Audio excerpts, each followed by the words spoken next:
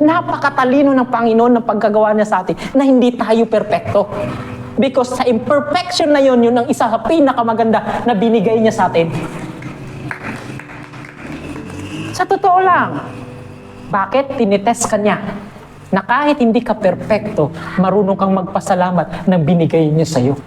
So kung paano kung hindi mo kayang i-appreciate yung bagay na binigay niya sa'yo, bibigyan ka pa ba niya? So please, magpasalamat kayo kung ano yung meron kayo. Mag-umpisa kayo sa kung anong meron kayo. Kasi sa time na meron or wala kayo, magpasalamat kayo. Yung darating na grasya, blessing para sa inyo, mas magpapasalamat kayo. Pero kahit napakaganda mo na, pero ang tingin mo masama pa rin, parang kulang pa rin. What I want to say is, please, learn to love yourself. No matter how imperfect you are, because there will be a person na mamahalin yung imperfection mo.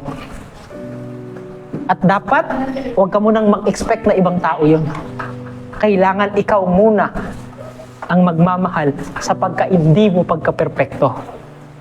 It's just that you don't see yung pinakamaganda sa'yo. Ang problema kasi sa tao, kung ano yung pangit sa kanya, yun lagi ang tinitingnan niya. Please, wag naman kayong makasarili. Na ang tinitingnan nyo lang yung pangit sa inyo. Hoy, pinanganak kayo sa mundong ito, ilang bilyong sperm cell ang tumatakbo, lumalangoy, papunta sa egg cell ng nanay ninyo. Pero bakit kayong lumabas sa mundo? Ilang bones ang meron sa inyo, ilang cells ang meron kayo. Tapos i-define nyo lang kasi isang ilong yung problema ninyo. May nakikita nga ako, walang paa, walang kamay, pero bakit masaya sila? Sa totoo lang. Contented na. Yes. So please, huwag ka masyadong fixated kung ano yung wala sa'yo.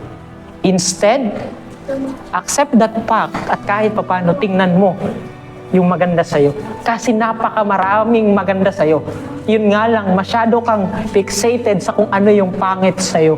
Ma'am, may pangit kiser ninyo. Marami. Pero kahit papaano, hindi ko siya tinitingnan na masama siya. Because ang pagiging imperfect ng tao napakaganda.